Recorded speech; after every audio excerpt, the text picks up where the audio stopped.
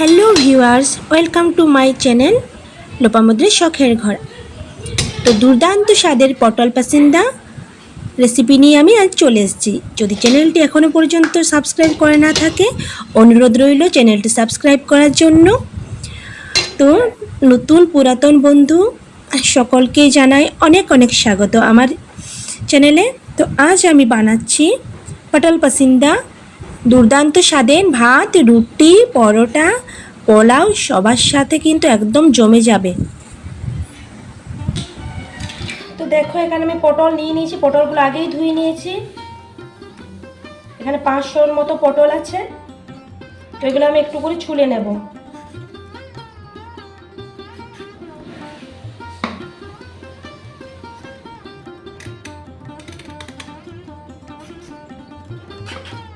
তো পুরোটা ছুলবো না, একটু একটু করে ছুলে নিচ্ছি।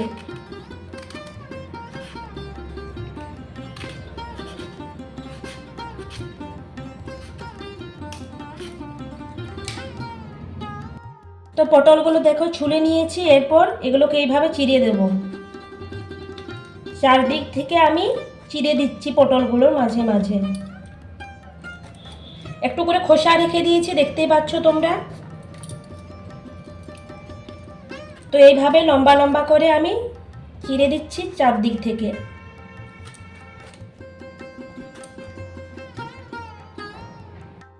তো এই পটল পাসিন্দা বানানোর জন্য আমি এখানে নিয়ে নিয়েছি পেঁয়াজ কুচি আর আদা রসুন পেস্ট, আর এখানে ছিল টমেটো পেস্ট, আর এখানে কাজু ভিজিয়ে রেখেছি 50 গ্রাম। কাজুটা পেস্ট করব, কিন্তু পেস্ট করার পরে এটার মধ্যে আমি একটু দুধের সর দিয়ে কাজুটাকে পেস্ট করে নেব। আরও কিছু অনেক মশলা দেব। তো সাথে থাকো, দেখতে থাকো। চলো পটলগুলো ভেজে নেওয়া যাক। তো কড়াই দেখো, তেল গরম হয়ে গেছে। আমি একে একে পটলগুলো সব দিয়ে দিচ্ছি। পটলগুলো আমি ভেজে নেব।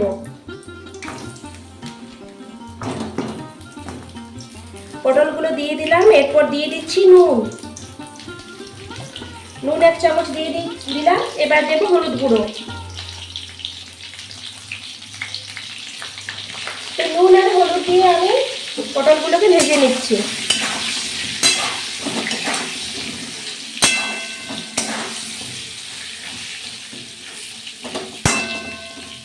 তো চলো এটা একটু ঢাকা দিয়ে দিই, ভাজা ভাজা হয়ে যাক।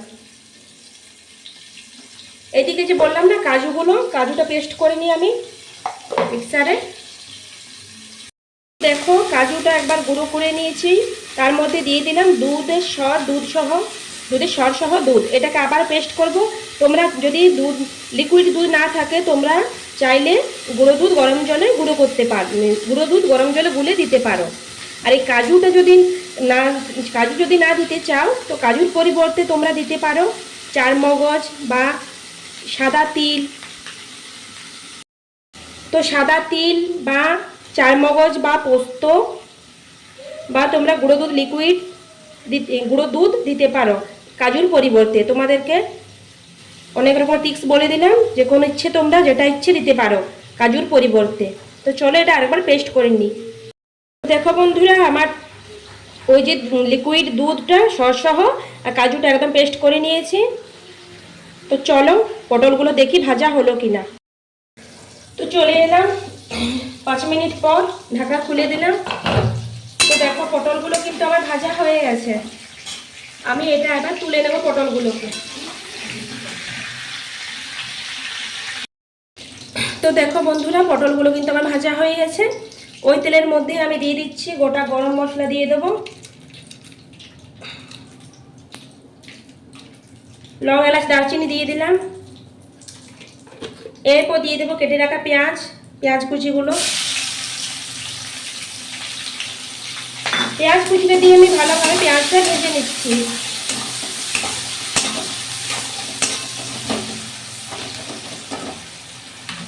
তো পেঁয়াজটা ভাজা ভাজা হোক।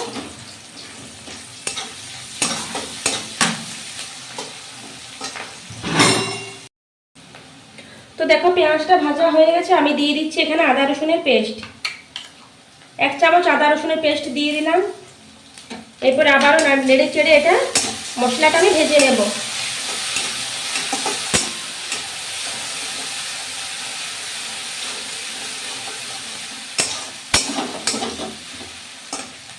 এরপর দেব আমি টমেটো পেস্ট।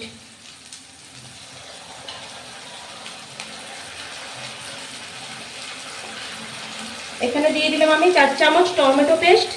টমেটোটা দিয়ে আমি আবারও মশলাটা খুব ভালোভাবে নেড়ে চেড়ে কষিয়ে নিচ্ছি।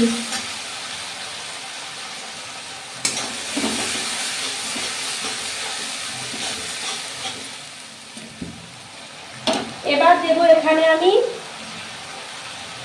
1 চামচ হলুদ গুঁড়ো, 1 চামচ জিরের গুঁড়ো, 1 চামচ ধনের গুঁড়ো, আর দিয়ে দিচ্ছি লাল লঙ্কার গুঁড়ো, কাশ্মীরি লঙ্কার গুঁড়ো আমি দিয়ে দিলাম কালারের জন্য। এবার দেব এখানে আমি পরিমাণ মতো নুন, আর দেব স্বাদ অনুযায়ী চিনি দিয়ে দিচ্ছি। অল্প একটুকু চিনি দিয়ে দিলাম। এই সমস্ত মশলাটা আমি নেড়ে চেড়ে ভেজে নেব, কষিয়ে নেব।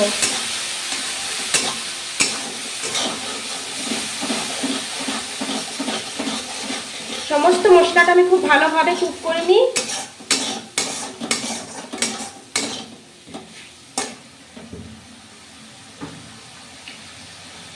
তো মশলাটা ভাজা হয়ে গেছে। এই যে পেস্টটা রেখেছিলাম কাজু আর দুধের সহজে দুধটা, ওই পেস্টটা আমি এখানে দিয়ে দিচ্ছি।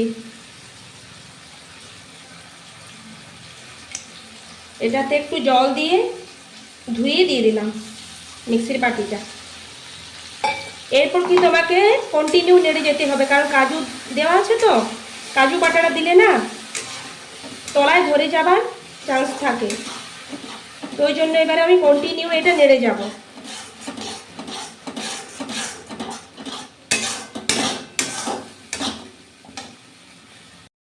তো দেখো মশলাটা কিন্তু খুব ভালোভাবে আমার একদম কুক হয়ে গেছে, মশলাটা কষানো হয়ে গেছে। এরপর আমি ভেজে রাখা পটলগুলো দিয়ে দিচ্ছি।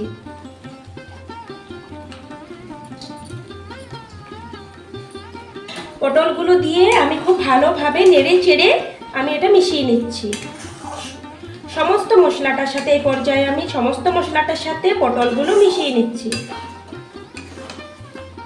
এটা গামাখা গামাখা হবে।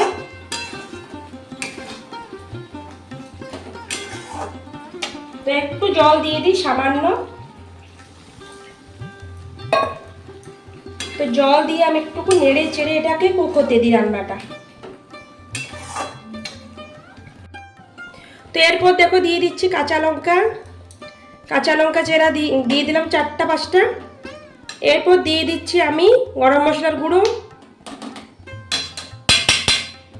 শাহি গরম মশলার গুঁড়ো দিয়ে দিলাম। আর সব শেষে দিয়ে দেব আমি ঘি।